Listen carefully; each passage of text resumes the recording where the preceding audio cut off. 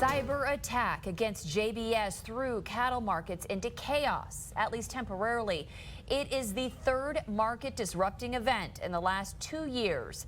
And as Steve White reports, for many, it further cements support for an independent beef plant proposed for North Platte. Cattlemen call them black swan events, but these rare, market-shaking disasters seem to have become more common, and at least one group thinks it's time for cattlemen to have more control. A cyber attack brought production to a halt for the world's largest meat packer, a year after COVID-related shutdowns, and just before that, a fire at a plant in Kansas. It's really brought light on the bottleneck in the supply of beef is really at the packing plant. The cattle are there, but David Briggs said the challenge is getting them processed to meet demand. He's part of the team behind Sustainable Beef LLC, with plans to build an independent beef plant in North Platte.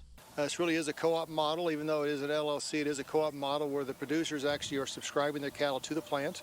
They'll be vertically integrated, and they'll get some of the profits passed back to them.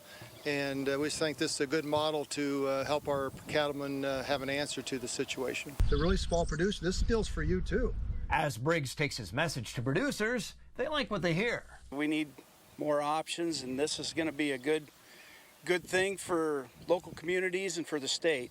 The plant could process around 1,500 head a day, and they plan to export about a third of the beef internationally. It would be the state's westernmost packing plant.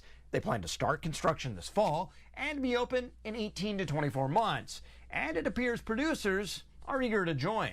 We already have 2/3 of cattle committed, and another huge positive. I'm sure we'll have the other third committed here shortly. Briggs said small town locker plants are great, and he also thinks the big packers need to produce at capacity too. But he also believes there's a place for a mid-sized plant that's producer owned. Most of the cattlemen, they want to own the plant. They want to not just supply cattle, they want to own the plant. The team at Sustainable Beef says it's the right team at the right place at the right time. Reporting, I'm Steve White.